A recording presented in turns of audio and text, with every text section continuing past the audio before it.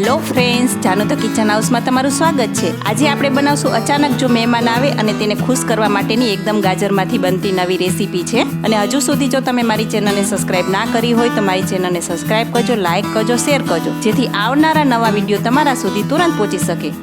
અત્યારે શિયાળામાં ખૂબ જ સરસ મજાના ગાજર આવે છે, તેમાંથી આપણે આ એકદમ નવી રેસીપી બનાવવાના છીએ।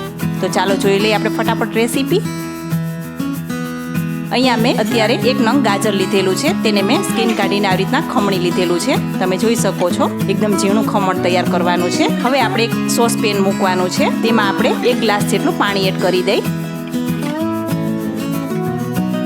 પાણી થોડું ગરમ થાય પછી આપણે તેમાં 1 નાની વાટકી વર્મીસીલી સેવ છે તે આપણે તેમાં એડ કરી દેવાની છે। અત્યારે મેં ચોખાની વર્મીસીલી આવે છે તે લીધેલી છે, તમે કોઈ પણ વર્મીસીલી લઈ શકો છો। હવે તેને આપણે સરસ રીતે બાફી લેવાની છે।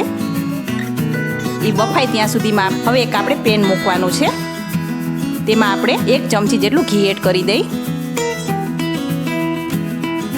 ઘી આવી જાય એટલે આપણે જે ખમણેલું ગાજર છે તે આપણે તેમાં એડ કરવાનું છે।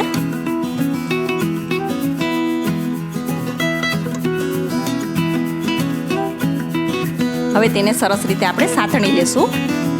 આ રેસીપી જો તમે બનાવશો તો મહેમાન પણ રાજી થઈ જશે અને તમારા વખાણ પણ કરવા લાગશે અને તમને પણ કહેશે કે આવી રેસીપી તમે પહેલા કેમ ન બનાવી।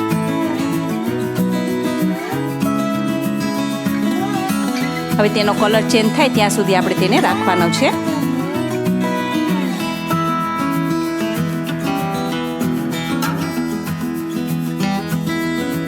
હવે અહીંયા વર્મીસીલી સેવ પણ બફાઈ ગઈ છે, તમે જોઈ શકો છો।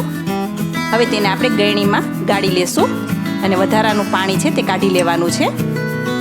હવે અહીંયા ગાજર પણ સરસ રીતે સંતળાઈ ગયું છે, તમે જોઈ શકો છો।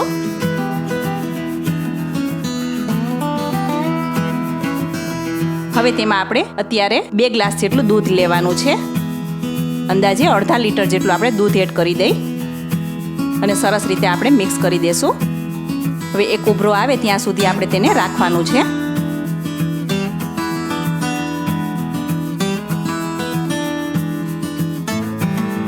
તમે જોઈ શકો છો એક ઉભરો સરસ મજાનો આવી ગયો છે। હવે તેમાં આપણે વર્મીસીલી બફાઈ ગયેલી છે તે આપણે એડ કરી દઈ અને અહીંયા મેં ગોળનો પાવડર લીધેલો છે તે આપણે 1 વાટકી જેટલો એડ કરવાનો છે। જો તમારી પાસે ના હોય તો તમે ગોળને પણ ખમણીને લઈ શકો છો અથવા તો ખાંડનો પણ યુઝ કરી શકો છો।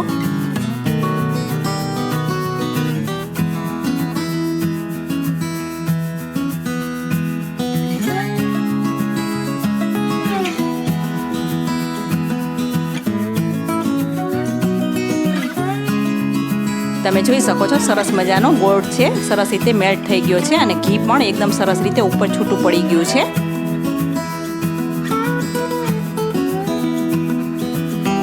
હવે આપણે ગેસ બંધ કરી દેશું। હવે અહીંયા મેં 1 નાની વાટકી કાજુના ટુકડા લીધેલા છે તે એડ કરી દઈ અને 1 નાની વાટકી બદામની કતરણ છે તે પણ એડ કરવાની છે અને 5 ચમચી જેટલો એલચી પાવડર છે તે પણ આપણે એડ કરી દઈ અને સરસ રીતે આપણે મિક્સ કરી દેશું।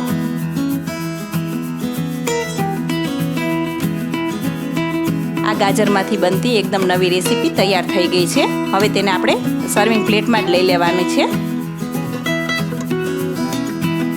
તો છે ને સરસ મજાની એકદમ નવી જ રેસીપી છે।